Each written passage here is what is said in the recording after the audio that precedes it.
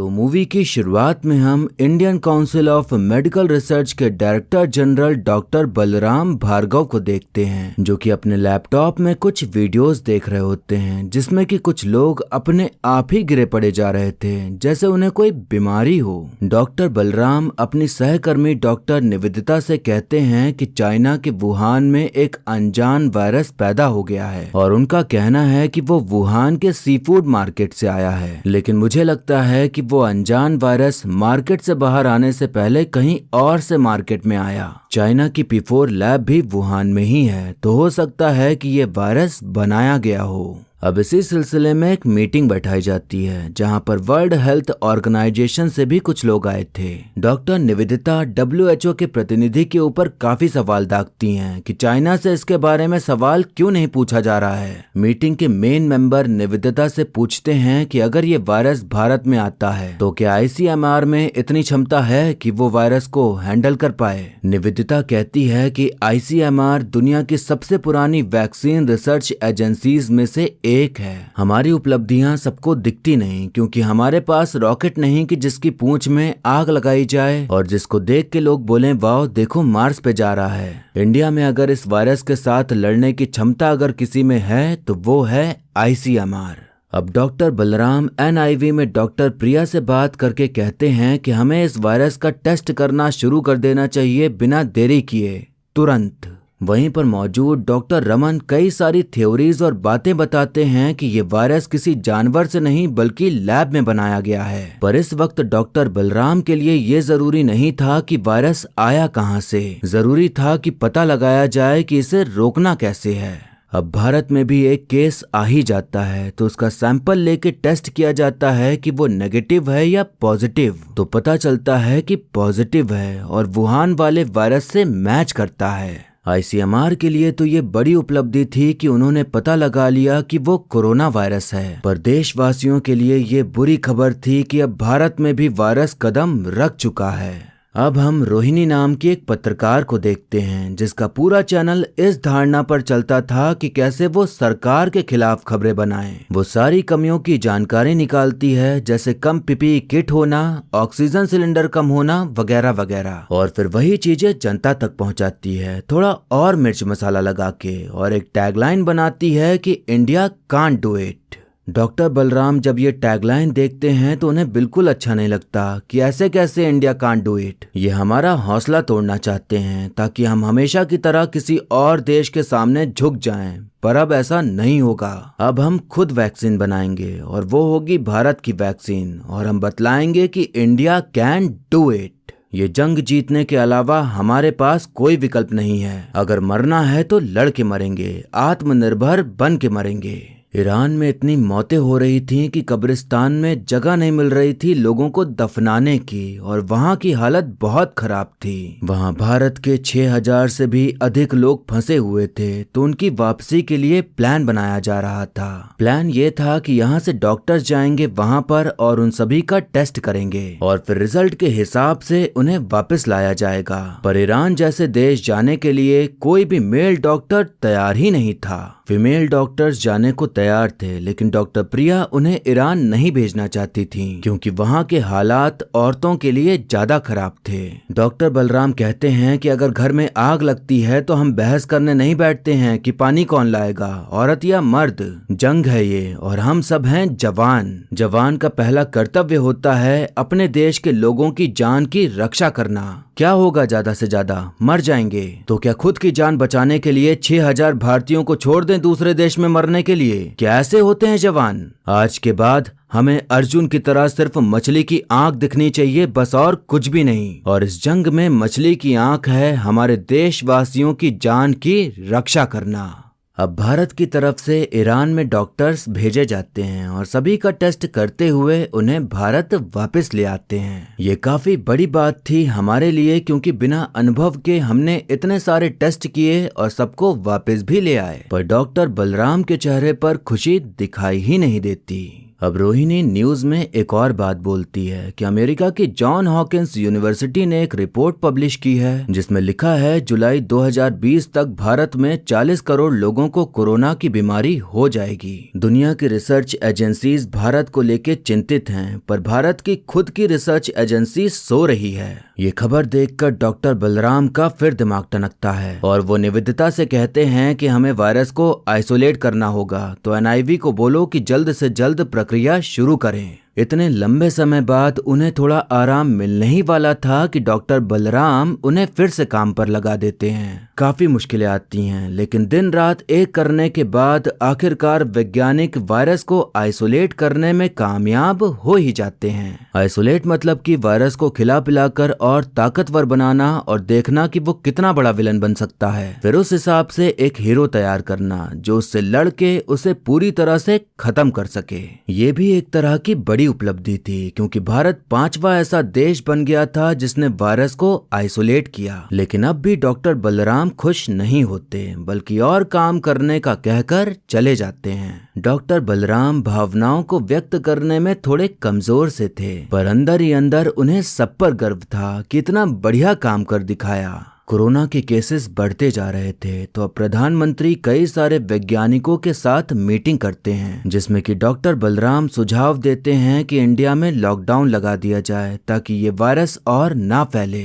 जैसा डॉक्टर बलराम ने कहा ठीक वैसा ही किया जाता है और अब सड़कों पर सन्नाटा पसर जाता है, जैसे दुनिया ही खत्म हो गई हो। अब वैक्सीन बनाने के लिए कई तरह के सैंपल्स चूहों पर टेस्ट करना शुरू कर दिए जाते हैं, जो कि ये टेस्ट कामयाब भी होते हैं। और अब बारी आती है नॉन ह्यूमन टेस्ट की, जिसमें कि बंदरों पर टेस्ट किया जाता है। एक विदेशी आदमी रोहिणी तक ये खबर पहुंचा देता है कि आईसीएमआर कामयाब होता जा रहा है, तो अगर वो वैक्सीन बनाने में कामयाब हो गए तो हमारी वैक्सीन भारत नहीं लेगा। तुम एक नैरेटिव यानी कि झूठी कहानी बनाओ कि भारत की वैक्सीन बेकार है और भारत विदेशी वैक्सीन क्यों नहीं लेना चाहता। अब समस्या ये आ जाती है कि जो बंदर मौजूद थे वो इतने बूढ़े हो गए थे कि उन पर टेस्ट नहीं किया जा सकता था और बाकी और कहीं से भी मदद नहीं मिल रही थी। तो अब फैसला होता है कि खुद ही बंदर पकड़ के लाना होगा टेस्ट करने के लिए। इधर डॉक्टर्स बंदर पकड़ने निकल जाते हैं और उधर रोहिणी न्यूज के जरिए अपना नैरेटिव फैलाना शुरू कर देती है कि आईसीएमआर जंगली बंदरों पर टेस्ट करने जा रही है, जो कि गलत है और भारत ने कभी वैक्सीन नहीं बनाई है। तो अब वो जनता का पैसा क्यों बर्बाद कर रही है, विदेशी वैक्सीन क्यों नहीं ले रही। उसकी बातें सुनकर सभी को गुस्सा आ रहा था और सब चाहते थे कि प्रेस कॉन्फ्रेंस करके रोहिणी की बातों का जवाब दिया जाए, पर डॉक्टर बलराम कर्म करने पर विश्वास रखते थे। उनका मानना था कि सुअर के साथ लड़ेंगे तो कीचड़ हम पे आएगा और सुअर को मजा मिलेगा। खुशी की बात ये थी कि काफी मशक्कत के बाद बंदर मिल जाते हैं, तो अब उन पर ट्रायल करना शुरू कर दिया जाता है। 20 दिन बीत गए थे वैज्ञानिकों को घर गए हुए और नींद भी पूरी नहीं हो पा रही थी और लगातार ट्रायल करते करते दिमाग गड़बड़ाने सा लगा था, क्योंकि उसकी भी क्षमता होती है काम करने की। लेकिन फिर भी सब लोग लगे होते हैं ट्रायल करने में, इस उम्मीद में कि सब सही होगा। इसी बीच डॉक्टर बलराम की तबीयत बिगड़ जाती है और वो काफी दिन अस्पताल में ही एडमिट रहते हैं। वीडियो कॉल के जरिए डॉक्टर प्रिया डॉक्टर बलराम को जानकारी देती हैं कि हमारा नॉन ह्यूमन ट्रायल कामयाब हो गया है और अब बारी है कि परमिशन ली जाए ह्यूमन ट्रायल के फेज 1 फेज 2 के लिए। डॉक्टर बलराम कहते हैं कि सभी को 15 अगस्त की डेडलाइन दे दो और कहो कि फेज 1 का डाटा तब तक जनरेट कर लें। इतने कम समय में करना मुश्किल था, पर हमारे पास कम ही समय था सब कुछ करने के लिए। जब ये खबर रोहिणी को पता चलती है तो वो इसमें भी नेगेटिव पॉइंट ढूंढ के कहती है कि इतने कम समय में और जल्दबाजी में वैक्सीन टेस्ट करके आपको दी जाएगी, तो क्या आप वैक्सीन लगवाएंगे? ये सब इलेक्शन जीतने की पॉलिटिक्स है और कुछ नहीं। डॉक्टर बलराम कैबिनेट सेक्रेटरी से मिलकर बताते हैं कि हम पहले फेज 1 ट्रायल शुरू करेंगे, फिर फेज 2 और फिर उसके बाद फेज 3। इसमें बहुत समय लगेगा, इसलिए हम फेज 1 और 2 का साथ में ट्रायल करेंगे पैरेलली। फेज 3 के साथ ऐसा नहीं कर सकते क्योंकि उसके लिए हमें परमिशन चाहिए होगी। कैबिनेट सेक्रेटरी कहते हैं कि ड्रग्स कंट्रोलर ऑफ इंडिया ने 19 मार्च 2019 को कहा था कि अगर किसी ड्रग या वैक्सीन के फेज 1 और 2 ट्रायल पूरी तरह से पास हो जाते हैं, उसे फेज 2 के बाद नेशनल इंटरेस्ट में इमरजेंसी ऑथराइजेशन दिया जा सकता है। अब बताइए कि वैक्सीन कब तक बन पाएगी। डॉक्टर बलराम कहते हैं कि सर बहुत जल्दी बनेगी और बहुत पहले बनेगी और सबसे ज्यादा सुरक्षित बनेगी। डॉक्टर बलराम ने जैसा कहा वैसा ही होता है और भारत की कोवैक्सीन पहली वैक्सीन बन जाती है जो कि पूरी तरीके से भारत में बनाई गई भारतीय वैज्ञानिकों और डॉक्टरों द्वारा। हर कोई खुशियां मना रहा था और डॉक्टर बलराम अपनी खुशी वैज्ञानिकों को चॉकलेट बांटकर मनाते हैं, पर स्माइल अभी भी कम ही थी, बिल्कुल ना के बराबर। रोहिणी को ये रास नहीं आता कि भारत के वैज्ञानिकों ने वैक्सीन बना डाली, क्योंकि उसको फंडिंग तो बाहर के लोगों से मिल रही थी और काम भी उन्हीं के लिए करती थी। तो वो फिर से एक नया खेल खेलती है। जो उसकी विचारधारा वाले लोग थे उन्हें इकट्ठा करके नेगेटिव पोस्ट और ट्वीट करने का काम दे देती है, ताकि लोग अपने ही देश में बनी वैक्सीन लगवाने से डरने लग जाएं। और वो खुद भी अंट शंट हेडलाइन बना के खबरें बनाती जा रही थी। उसकी उस हरकत का असर भी होता है और लोग वैक्सीन लगवाने से डरने लग जाते हैं। डॉक्टर बलराम बहस करने के बजाय वो रोहिणी के न्यूज चैनल पर कोर्ट केस कर देते हैं 100 करोड़ का। तो रोहिणी का पार्टनर उस पर बहुत गुस्सा आता है कि मैं भले ही सरकार के खिलाफ हूँ लेकिन देश के खिलाफ नहीं, इसीलिए वैक्सीन के बारे में ये झूठी खबरें फैलाना बंद करो। रोहिणी कहती है कि तुम्हारी सारी फंडिंग मैं लाई, ये ऑफिस भी मेरी वजह से है। ऐसे कोर्ट केसेस मैंने बहुत देखे हैं, ज्यादा घबराने की जरूरत नहीं है, घर जाओ और आराम से सो जाओ। वैज्ञानिकों ने कई सारी चेतावनी दी थी कि बाहर नहीं निकलना है, भीड़ भड़क्का नहीं करना है, लेकिन लोगों ने नहीं सुनी, जिसके चलते सेकंड वेव आ जाती है जो कि पहले से भी ज्यादा खतरनाक थी, क्योंकि वायरस ने अपने आप को अपग्रेड कर लिया था। हम देखते हैं कि डॉक्टर बलराम सेंटर आते हैं तो उन्हें कोई नहीं दिखता। एक वर्कर बताता है कि हमारे यहाँ के लोग में से 18 लोगों को कोविड हो गया है, कहीं भी बेड नहीं मिल रहा है, कहीं भी ऑक्सीजन सिलेंडर नहीं मिल रहा है। डॉक्टर बलराम चिल्लाकर कहते हैं कि वो सब इन्फेक्टेड हो गए हैं तो क्या बाकी सब मर गए हैं, ऑफिस नहीं आएंगे क्या, मजाक बना रखा है।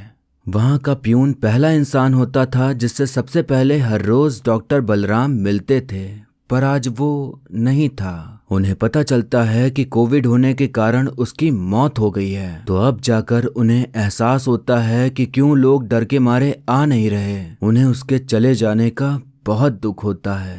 जितने भी लोग थे अब उनके आसपास के लोग भी मरने लगे थे, तो अब हर जगह डर का माहौल बन जाता है कि अब क्या होगा, कैसे होगा। रोहिणी मस्त जलती चिता और मरते हुए लोगों की फोटो विदेशी लोगों को बेच के पैसे कमा रही थी। उसकी नौकरानी कहती है कि विदेश में भी लोग मर रहे हैं इस वायरस के कारण, तो आप ये न्यूज में क्यों नहीं दिखाती। जो लोग मर रहे हैं आप उनकी फोटोज बेच के पैसे कमा रही हैं, आपको उनके दर्द से कोई मतलब नहीं है। मुझे माफ करिएगा, मैं अब यहाँ काम नहीं कर सकती। अब खबर आती है कि WHO ने भारत में बनी कोवैक्सीन को अप्रूवल देने से मना कर दिया है। तो इस बात से रोहिणी बड़ा खुश होती है। अब इस चीज के लिए मीटिंग बैठाई जाती है। तो डॉक्टर प्रिया कहती हैं कि अब हमारी वैक्सीन पॉलिटिक्स बन चुकी है। WHO ने चाइना की वैक्सीन को पहले ही अप्रूवल दे दिया था। हम वैज्ञानिक हैं, लेकिन हमें भी समझ आता है कि हमारी वैक्सीन के साथ जानबूझ के भेदभाव किया जा रहा है। उन सभी को अच्छे से समझ आ रहा था कि ये सब रोहिणी का ही किया धरा है। सभी लोग यही कहते हैं कि हमें अब जवाब देना चाहिए, हमें प्रेस कॉन्फ्रेंस करनी चाहिए। डॉक्टर बलराम प्रेस कॉन्फ्रेंस के लिए मान तो जाते हैं, पर खुद उसमें शामिल होने के लिए साफ मना कर देते हैं। डॉक्टर बलराम कैबिनेट सेक्रेटरी से जाकर पूछते हैं कि हमने विदेशी वैक्सीन्स को अप्रूवल क्यों नहीं दिया। तो वो एक फाइल दिखाते हैं जिसमें कि सारी वजह लिखी हुई थी अप्रूवल ना देने की। कैबिनेट सेक्रेटरी कहते हैं कि सेकेंड वेव में चारों तरफ अंधकार था, तो मैं एक ही बात सोचता रहा कि जब विश्व की सारी सभ्यताएं खत्म हो गईं, तो ऐसा वो क्या कारण था कि इतने आक्रमणों के बाद भी भारत अभी भी जिंदा है। शायद हमारा ये विश्वास कि ब्रह्मांड एक है, हमने कभी किसी को तोड़ने की या बांटने की कोशिश नहीं की, स्वयं पर विश्वास किया। ये स्वयं पर विश्वास ही सनातन है। अब एक बार फिर जब कई ताकतें भारत को तोड़ने की कोशिश कर रही हैं, तो हमें सोचना होगा कि हम खुद को ब्लैकमेल होने दें या फिर स्वयं पर विश्वास कर आत्मनिर्भर बने। अब हम देखते हैं कि सभी वैज्ञानिक मिलकर एक प्रेस कॉन्फ्रेंस रखते हैं जहां पत्रकार लगातार सवाल पे सवाल किए जा रहे थे। वैज्ञानिक जवाब दे ही रहे होते हैं कि तभी रोहिणी उठ खड़ी होती है और सवाल करती है कि आपने थर्ड फेज ट्रायल किए बिना ही वैक्सीन देना शुरू कर दिया, तो क्या आपकी वैक्सीन सुरक्षित है भी या नहीं? डॉक्टर प्रिया साइंटिफिक तरीके से सभी को समझाती हैं कि किस तरह से भारत में बनी वैक्सीन सुरक्षित है, लेकिन फिर भी WHO ने अप्रूवल नहीं दिया। रोहिणी कहती है कि विदेशी वैक्सीन्स भारत सरकार के दरवाजे खटखटाती रही, लोग मरते रहे, लेकिन आपने अप्रूवल नहीं दिया, सिर्फ ये साबित करने के लिए कि कोवैक्सीन बना के भारत एक आत्मनिर्भर देश बन गया है ताकि अगले इलेक्शन में डंका पीटा जा सके। अब इस सवाल का जवाब देने आते हैं डॉक्टर बलराम, जो कि आना तो नहीं चाहते थे, पर रोहिणी द्वारा फैलाई गई झूठी खबरों का खुलासा करना जरूरी था। डॉक्टर बलराम बताते हैं कि वैक्सीन को -17 डिग्री में रखना पड़ता है और फिर उसे सलाइन में डाल के डाइल्यूट करना होता है, और वो सलाइन विदेशी वैक्सीन देने को तैयार नहीं थी। डॉक्टर प्रिया बताती हैं कि इन वैक्सीन के लिए स्पेशल सिरिंज भी लगती है, जो कि वो लोग नहीं दे रहे थे। डॉक्टर बलराम कहते हैं कि हमारे देश का एक नियम है, अगर आप अपनी वैक्सीन हमारे देश के लोगों को लगाना चाहते हैं तो उसे पहले हमारे लोगों पे टेस्ट करना होगा। उसके लिए ये लोग राजी नहीं थे, लेकिन इस पर आपने कोई सवाल नहीं उठाया। ऐसे ही करके ना जाने और कितनी उल्टी सीधी शर्तें थी उनकी कि उनको अप्रूवल देने में हमारा ही घाटा था। हम ये नहीं कह रहे कि उनकी वैक्सीन खराब है, लेकिन जो वैक्सीन हमारे देश में ही बनी है वो आपको अच्छी क्यों नहीं लगती? हमने हमारी वैक्सीन पेटेंट नहीं कराई क्योंकि हमारा मानना है कि पब्लिक सर्विस में किए गए इनोवेशन और नॉलेज पर सिर्फ पब्लिक का हक है। सभी लोग मिलकर एक एक करके बताते हैं कि इस महामारी के बीच भारत ने क्या क्या काम किए और किन किन चीजों में वो बाकी देशों से आगे निकला। डॉक्टर बलराम रोहिणी से कहते हैं कि जॉन हॉकिंस की रिपोर्ट के आधार पर आपने एक आर्टिकल लिखा था, भारत के 40 करोड़ लोग इन्फेक्टेड हो जाएंगे। उन्होंने जब ये रिपोर्ट नाकार दी तो आपने लोगों तक ये बात नहीं पहुंचाई, क्योंकि एक दुश्मन की तरह तो आपका काम हो चुका था। आपका सत्य सत्य नहीं है, केवल अर्ध सत्य है, इसीलिए वो झूठ से भी भयानक है। अदालत का आपके नाम एक फरमान आया है। कोर्ट ने आपको कोवैक्सीन पर लिखे 14 आर्टिकल्स को फेक न्यूज होने के आरोप में आपके वेबसाइट से हटाने का आदेश दिया है। अब पत्रकारों के बीच हल्ला मच जाता है कि ये बड़का मैडम तो अलग ही खेल खेल रही थी झूठी खबरें फैलाकर। डॉक्टर बलराम कहते हैं कि शायद दुनिया ये कभी नहीं जान पाएगी, लेकिन आपको पता होना चाहिए कि आपके अंदर जो वैक्सीन है इसे बनाने वाली 70% ICMR और NIV की महिलाएं हैं। ये बर्तन भी धोती हैं, अपने पतियों के नखरे भी उठाती हैं, बच्चों बुजुर्गों की सेवा करती रहीं और कोई रोया तो उनके आंसू पोंछती रहीं और मेरे जैसे टेढ़े लोगों का गुस्सा भी सहती रहीं, लेकिन डट के वैक्सीन बनाती रहीं। आज हम यहाँ खड़े हैं बिना मास्क के, बिना डर के, ये सब इन महिलाओं की वजह से। मैं भारत की ये अद्भुत सफलता भारत की हर महिला को समर्पित करता हूँ, क्योंकि ये इनके त्याग और तपस्या का परिणाम है। इसके बाद कोई ये नहीं कहेगा कि India can't do it. India can do it. India can do it. Yes, India can do it. उनकी बातें सुनकर वहां जो अब तक उन पर उंगलियां उठा रहे थे वो अब उनके लिए तालियां बजाने लग जाते हैं, क्योंकि अब जाकर उन सभी को समझ आया था कि इन लोगों की वजह से भारत ने क्या उपलब्धि पाई है। रोहिणी ने भी अब हार मान ली थी और वो भी ताली बजा रही होती है। थोड़े दिनों बाद निवेदिता अपने बच्चे को स्कूल छोड़ने जाती है तो सभी बच्चे गुलाब का फूल देते हुए उसे वैक्सीन बनाने के लिए शुक्रिया कह रहे होते हैं। डॉक्टर बलराम डॉक्टर प्रिया से मिलकर उन्हें अपनी लिखी हुई एक बुक देते हैं जिसका नाम था गोइंग वायरल। उसके पहले पन्ने पर थैंक यू लिखा था, जो कि डॉक्टर बलराम सामने से नहीं बोल पाए लेकिन किताब में लिखकर बोल गए। मूवी के आखिर में कुछ बातें बताई जाती हैं कि क्या क्या उपलब्धि हासिल की भारत ने, जिसे आप चाहें तो रोक के पढ़ सकते हैं। और फिर इसी के साथ मूवी यहीं पर खत्म हो जाती है।